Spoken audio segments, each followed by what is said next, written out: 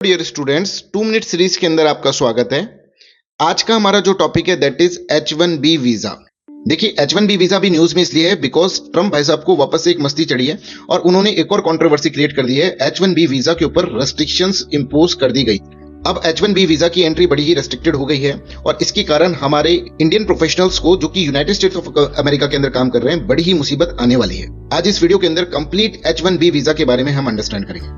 देखो बच्चों, कहानी स्टार्ट होती है 1990 से।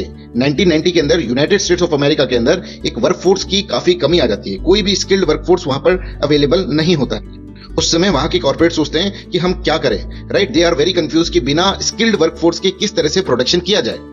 यहाँ पे अमेरिका का एडमिनिस्ट्रेशन फिर ये सोचता है कि वर्ल्ड के डिफरेंट कोनों में से स्किल्ड वर्कफोर्स को अमेरिका के अंदर बुलाया जाए और अमेरिका के अंदर प्रोग्रेस किया जाए। यहाँ से ही concept of H1B visa start किया जाता है, जिसके अंदर स्किल्ड वर्कफोर्स के लिए जो कि स्किल्ड हैं उनको बोला जाता है कि आप अमेरिका के अंदर आइए और हमारे यहाँ पर प्रोडक्शन करिए, हमारी जीडीपी को बढ़ाइए। इसके लिए उनको एक वीजा दिया जाता है that is non immigrant visa. देखिए, नॉन इमिग्रेंट वीजा का मतलब क्या होता है? इसका मतलब ये है कि आप परमानेंटली हमारी कंट्री में मत रहिए, बस कुछ टाइम पीरियड के लिए आइए। मतलब नॉन परमानेंट वीजा है, राइट? जैसे कि टूरिज्म के लिए होता है, टूरिस्ट जो होता है वो किसी कंट्री में जाता है तो परमानेंट रिसाइड करने के लिए नहीं जाता, वहां पर बस कुछ समय के लिए ही वो रहता है।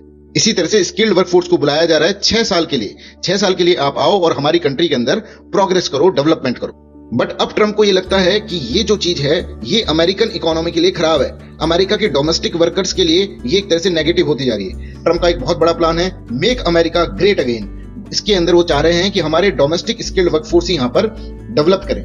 तो ये कैसे होगा कि जब बाहर की स्किल्ड वर्कफोर्स अमेरिका के अंदर नहीं आए, मतलब H1B वीजा के अंदर जो एंट्री है उसको रेस्ट्रिक्ट कर दें, तो हमारे जो घर के अंदर वर्कफोर्स होगी वो डेवलप हो जाएगी because of lack of competition from the outside world. अब भारत के प्रोफेशनल्स के लिए ये क्यों एक कंसर्न है?